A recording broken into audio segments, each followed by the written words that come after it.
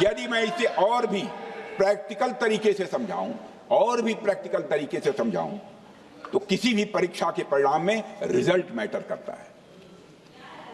यदि किसी परीक्षा में कोई बच्चा अच्छे मार्क्स लेकर आ रहा है तो हमारे लिए उसके मार्क्स मैटर करने चाहिए। हमें इस बात का ध्यान नहीं रखना चाहिए कि एग्जाम के दौरान उसकी पेंसिल टूट गई थी या उसकी पेन खो गई।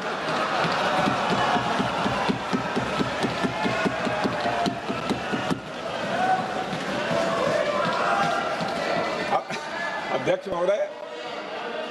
महोदय, अल्टीमेटली रिजल्ट मैटर करता है और रिजल्ट यह है, अध्यक्ष महोदय, अल्टीमेटली रिजल्ट मैटर करता है और रिजल्ट यह है अध्यक्ष महोदय कि ऑपरेशन सिंदूर के दौरान हमारी सेनाओं ने जो लक्ष्य निर्धारित किया था उन लक्ष्यों को पूर्ण रूप से प्राप्त करने में हमने कामयाबी हासिल की।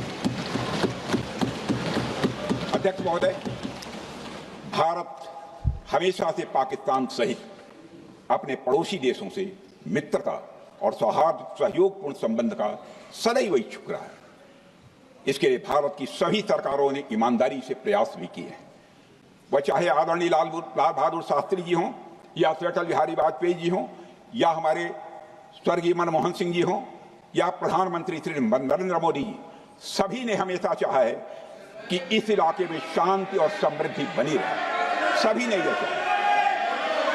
अध्यक्ष महोदय, यह बात हमारी सिविलाइजेशनल वैल्यूज के साथ मेल खाती है, इसलिए ऐसा हुआ। अध्यक्ष महोदय, पूरा विश्व जानता है कि पूर्व प्रधानमंत्री से अटल बिहारी वाजपेयी जी ने शांति का संदेश लेकर 1999 में लाहौर बस यात्रा की थी। वह सिर्फ एक यात्रा नहीं थी, वह यात्रा भारत की संस्कृति और शांति की प्रतीक थी। यह हमारे भारत की प्रकृति थी। लाहौर पहुंचकर श्री अटल बिहारी वाजपेयी जी ने मीनारे पाकिस्तान पर विजिटर्स रूप में जो लिखा था, जिसका जिक्र लोग आज भी करते हैं, और उन्होंने लिखा था, उसकी मैं चर्चा करता हूं। उन्होंने लिखा था कि मीनारे पाकिस्तान से मैं पाकिस्तान की जनता को यह विश्वास दिलाना चाहता हूं कि भारत अस्थायी शांति और मित्रता का आकांक्षी है।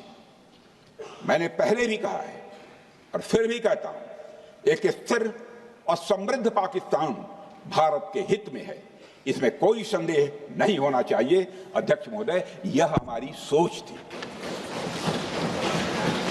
यह हमारी शांति की पहल थी।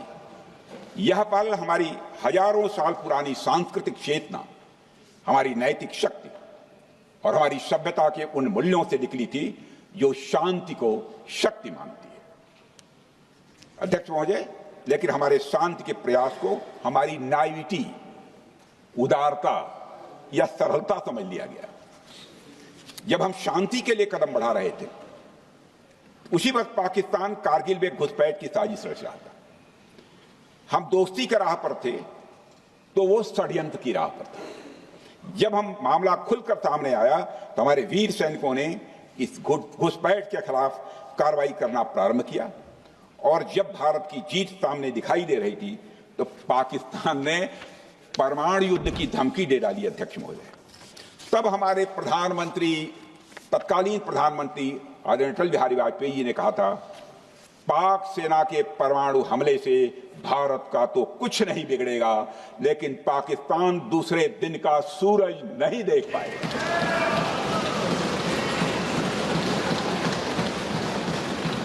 यानी अटल जी जो शांति का पैगाम लेकर गए, वही अटल जी शक्ति का भी परिचय देने में तनिक भी नहीं हिचके। यही है भारत। अध्यक्ष महोदय, यह सामर्थ्य का उद्घोष था। यह एक स्पष्ट संदेश था कि भारत शांति चाहता है, लेकिन अगर कोई हमारी संप्रभुता को चुनौती देगा तो उसका जवाब भी उतनी ही दृढ़ता से दिया जाएगा।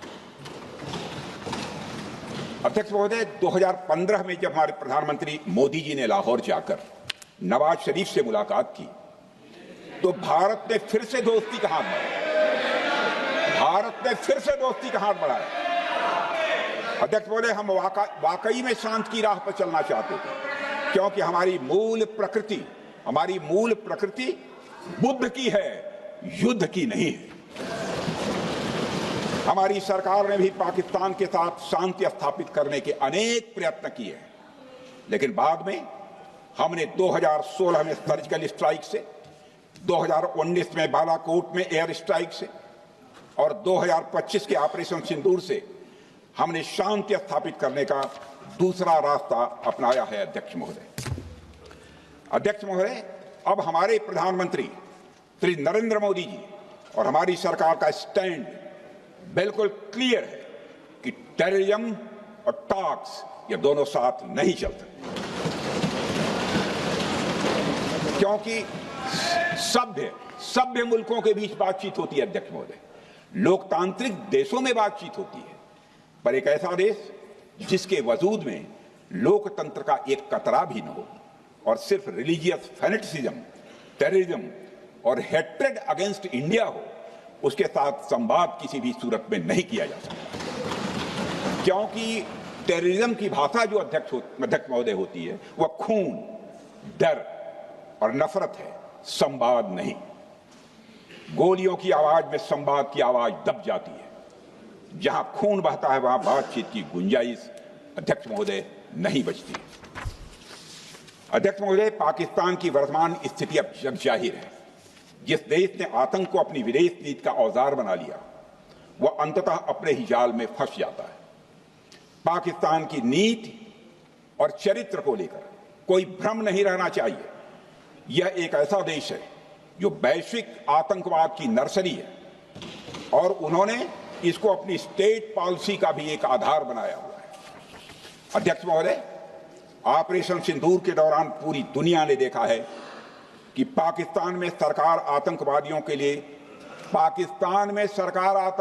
के लिए स्टेट फ्यूनरल का इंतजाम कर रही है और सैन्य अधिकारी भी आतंकवादियों के जनाजे में भाग लेते हैं।